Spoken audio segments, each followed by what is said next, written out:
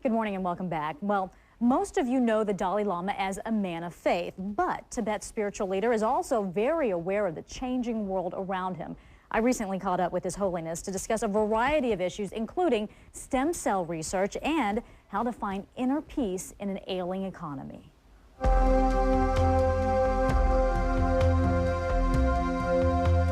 Your Holiness, as you travel around the U.S. and to colleges like Nova Southeastern University, what's your main message to Americans? Of course, everybody used to want happy life. Sometimes you see people, in order to achieve the happy life, successful life, entirely relying on external means, money, power, or some other things. I think that's a mistake. Ultimately, the source of happiness or joyfulness is very much within ourselves. And once our mind more calm, more joyful, then our sort of activities also can be more effective because it can be more realistic. Many have lost their jobs, they've lost their homes. There's a lot of worry in them. So how do you find that peace, that happiness, when you have all of this to deal with?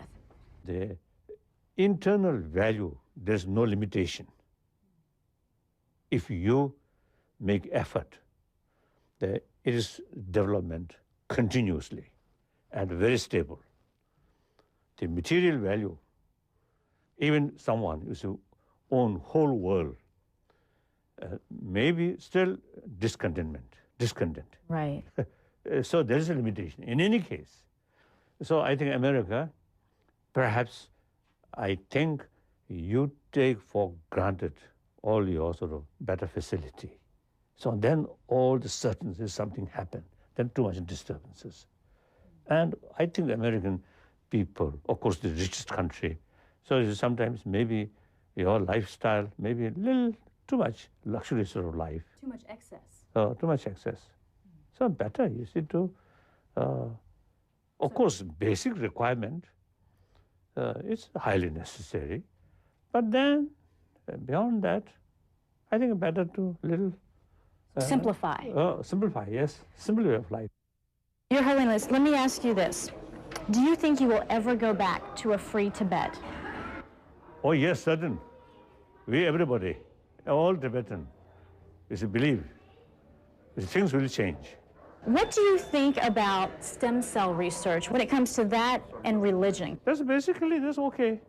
So long intention is some help or some benefit to humanity. Then from the Buddhist viewpoint, any human action ultimately is depend on their motivation and goal. Goal is something beneficial, and the motivation is very sincere. Then different sort of method, that's okay from the Buddhist viewpoint. So I found that really fascinating. You know, a lot of his words just kind of broke down complex issues, difficult situations, into simple terminology, into just a simple thought on it, which I find refreshing. Yeah. And you know, a lot of religious leaders will tell you, you know, the debate between stem cell research and religion, a lot of people will say, look, it's playing God, and you cannot do that. There's a big debate going on in that. Yeah. But when you talk to the Dalai Lama, he says, look, as long as the intention is well meant and it's for the benefit of humans, why not? And in your interview, when you asked him about it, he said, it's okay. It's okay. That's his first couple of words out of his mouth. Right. So very simple language, it seems, in your interview with him. And that's what I just found so comforting in meeting him. But get this, he could be the last Dalai Lama. The last Dalai Lama. The last one, given the situation in Tibet. Yeah. And whether or not he wants to be reincarnated with the political climate and whatnot. Right. So I asked him about that, and you're going to hear that answer coming up in our 8 o'clock hour.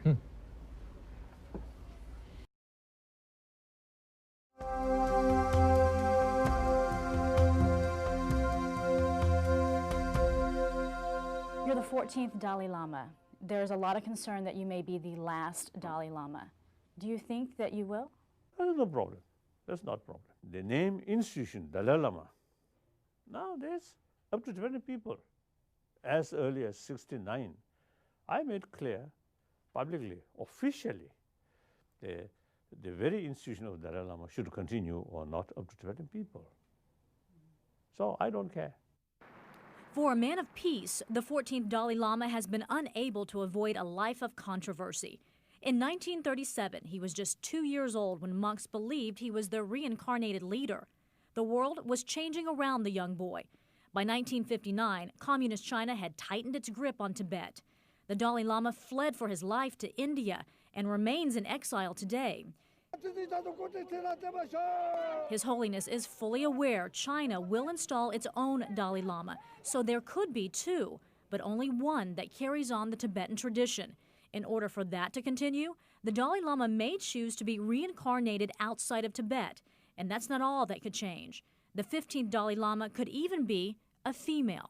In case people want to keep this institution, and also the successor, also said people want to follow traditional way, then they search one boy or one child.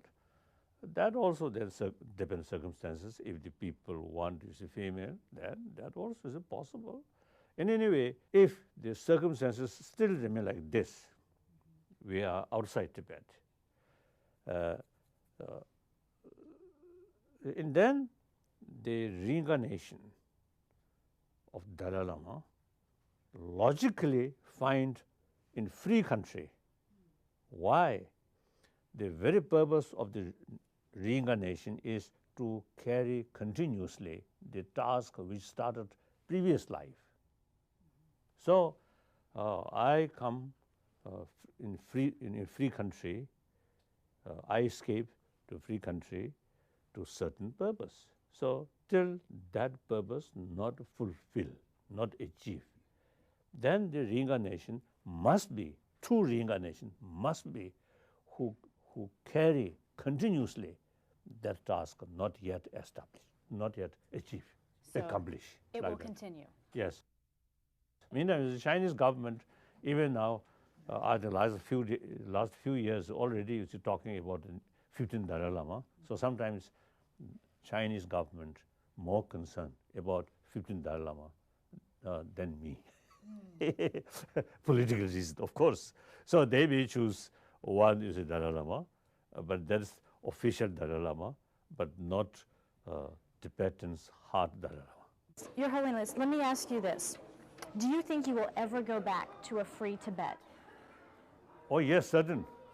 We, everybody, all Tibetan, is a belief.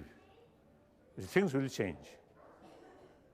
So, there is, we always hope, there's a return. In this lifetime, do you think you will? Oh yes, certainly, certainly. You turn But that's our 75 hope. this summer, in this Oh. lifetime. Yes, this is our hope. Betty Nguyen, CNN, Plantation, Florida.